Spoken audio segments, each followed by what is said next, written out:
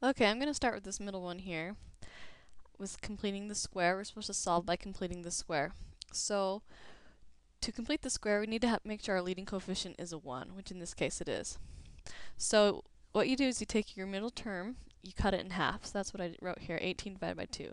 Then you're going to square it. So 18 divided by 2 is 9, and 9 squared is 81. So I'm going to add 81 to this side. I wrote it in green here.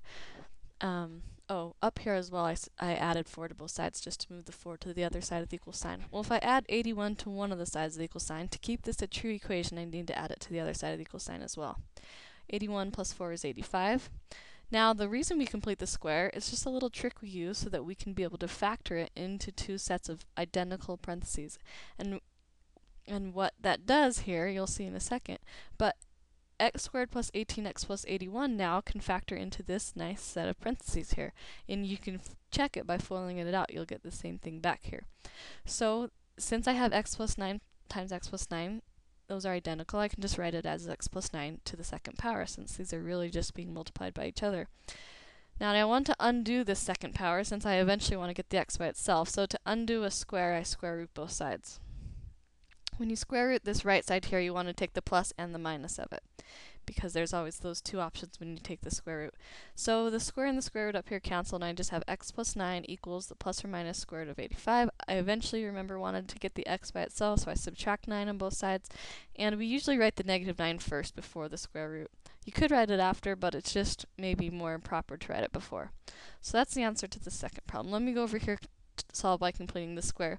This one's a little bit more difficult, and the reason why, a couple reasons here, is we have a leading coefficient that's 3. So we're going to have to factor that out. First of all, though, I added 3 to both sides. This last term here of negative 3 I added to both sides, and that's how I got this 3 over here.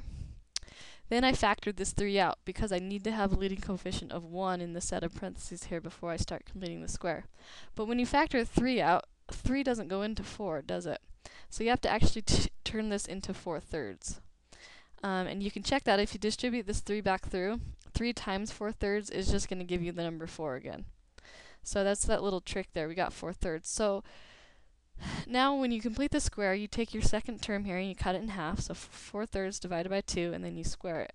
Well, 4/3 divided by 2 is 2/3. Then I'm going to square that. I'm going to get 4/9.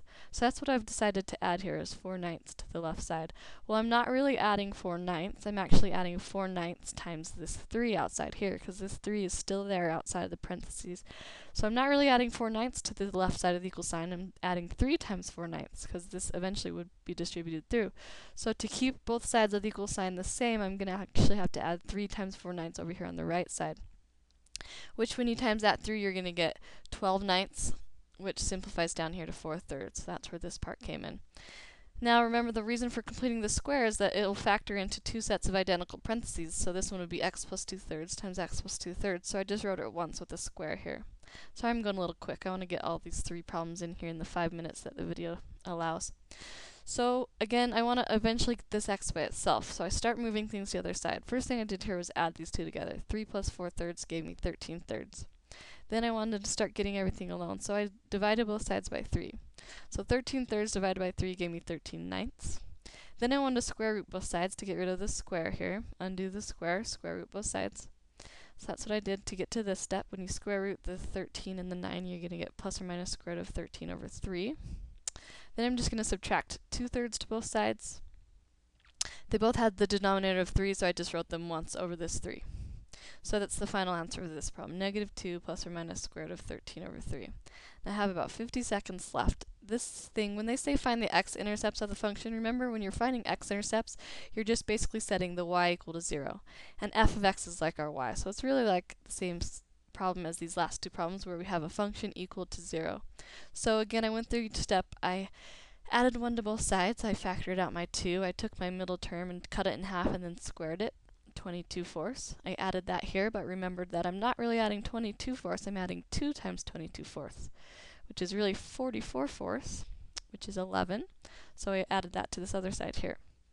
Then I factored it, divided by 2, took the square root, and subtracted 11/12 to both sides. So hopefully that helped you with completing the square. I know it was a little quick,